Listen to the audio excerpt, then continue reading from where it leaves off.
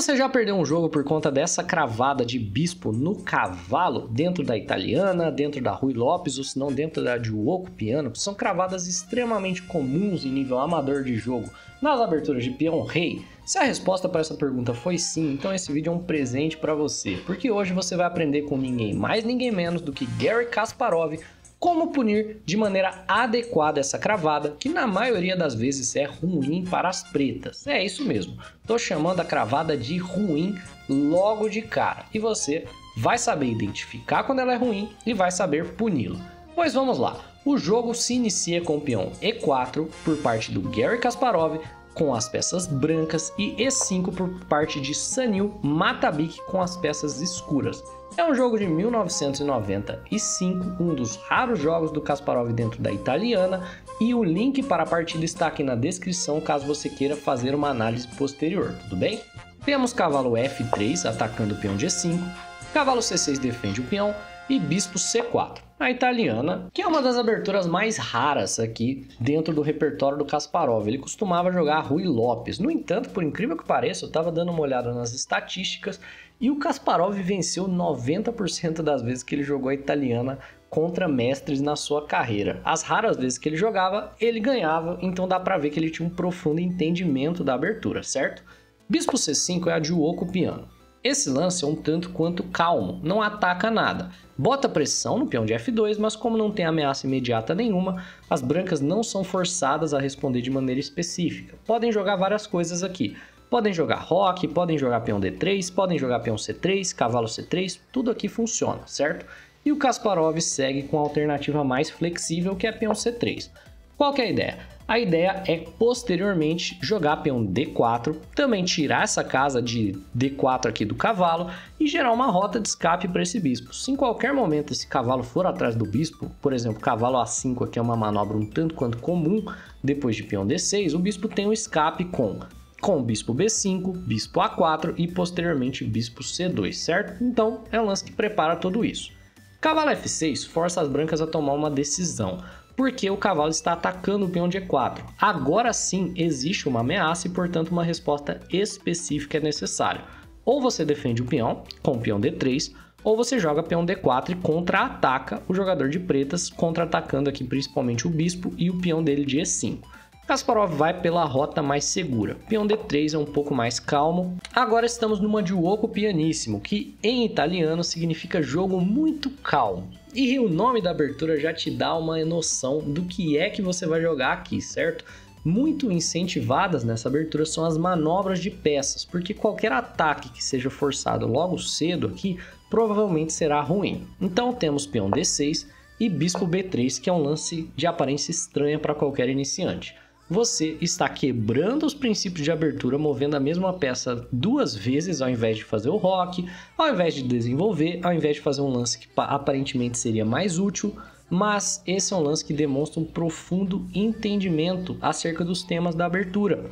Essa é uma abertura calma, onde manobras de peças serão recompensadas. Na realidade, o Kasparov não faz o roque de propósito.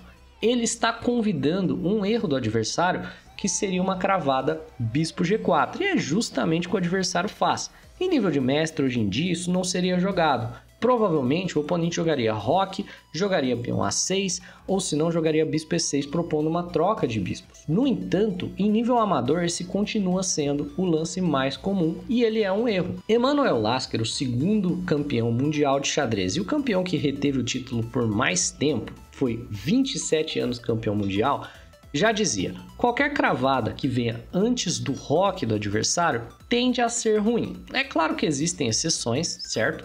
No entanto, via de regra, esse bispo não ameaça nada. Ele não vai tomar o cavalo. Se ele toma esse cavalo, o oponente está entregando o par de bispo e nos ajudando a desenvolver a troco de nada. Portanto, a gente pode simplesmente usar esse bispo para ganhar tempos na nossa posição. Veja só, nós temos como jogar peão H3, e agora se ele retorna o bispo, ele poderia só ter jogado o bispo E6 direto e nós ganhamos esse lance de graça. Mas se ele retorna o bispo para H5, nós podemos ganhar um segundo tempo em cima do bispo com o peão G4 no futuro. Veja só, essa peça que geralmente exerce uma cravada tão chata de lidar é o nosso alvo. E nós vamos usar o fato dela estar mal colocada aqui para iniciar um ataque na ala do rei contra o nosso adversário. Você não pode jogar peão G4 imediatamente. Por quê? Porque o seu adversário ainda não comprometeu o roque dele para nenhum dos lados. Se você joga peão G4, esse é um lance muito comprometedor. Na realidade, as pretas vão simplesmente fazer o roque na ala da dama, com dama G7 e roque longo. Então, você espera o seu adversário rocar curto para poder jogar peão G4. Joga, por exemplo, cavalo BD2, simplesmente defendendo o cavalo, desenvolvendo em direção ao centro. Se vier o roque, aí vem peão G4, ok? Na partida, nós tivemos justamente isso, cavalo D2, no entanto, ao invés de roque, foi peão H6 antes, e aqui o Kasparov jogou cavalo F1. Novamente, um lance estranho para um jogador iniciante. Qual que é a ideia? Essa manobra é muito comum. Cavalo D2, cavalo F1, para poder jogar cavalo G3 e punir a cravada novamente. A gente usa o bispo para poder fazer uma manobra longa e ganhar tempo em cima do bispo do adversário. Se vier o roque aqui, por exemplo, cavalo G3 é totalmente jogável. A gente força essa troca, por exemplo, na maior parte dos casos, ou se o adversário jogar bispo para G6, nós fizemos uma manobra linda, colocamos o nosso cavalo aqui numa casa maravilhosa, na qual ele tem acesso ao posto de F5 com muita facilidade, com quase nenhum custo, certo? Por quê? Porque um dos lances veio com tempo em cima do bispo do nosso oponente. Então, após cavalo F1 e roque, o Kasparov jogou a variante mais agressiva, que é jogar peão G4 chutando o bispo antes de plantar o cavalo em G3. E ainda temos todos os temas aqui de cavalo para F5, atacando o nosso adversário de maneira extremamente agressiva. E pode dar uma olhada nas estatísticas. Entre jogos de amadores nessa posição, jogadores fortes acabaram caindo nela, olha, 2.300, 2.200 de rating. 65% das partidas aqui já são ganhas pelas brancas. Já é difícil do seu adversário jogar, certo? Então, Sanil Matabik jogou o lance torre E8, colocando a torre aqui na cara do nosso rei, mas o ataque dele demora muito para chegar. O nosso já está batendo na porta. Peão G5. Ele pode tomar, no entanto, a captura aqui vai levar uma posição muito vantajosa para a gente. Podemos recapturar de cavalo, podemos recapturar de bispo, tanto faz. E nós abrimos a coluna G para colocar uma torre e atacar o nosso adversário. Posteriormente, nós temos peão H4, peão H5. E olha a diferença entre as cravadas.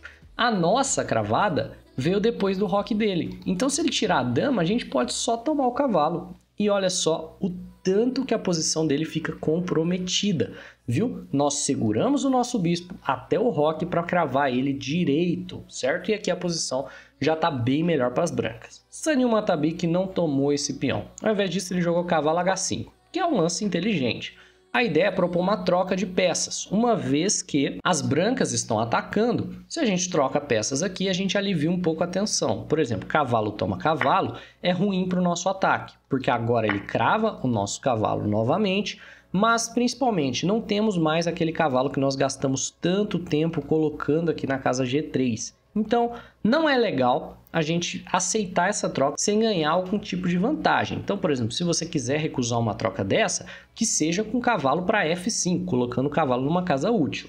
Kasparov, preciso, extremamente agressivo como é, jogou cavalo H4. Qual que é a ideia? É tomar o bispo. Olha só, tem uma cravada, o bispo de B3 está cravando o peão de F, portanto o bispo está simplesmente caindo. As pretas precisam defendê-lo, certo?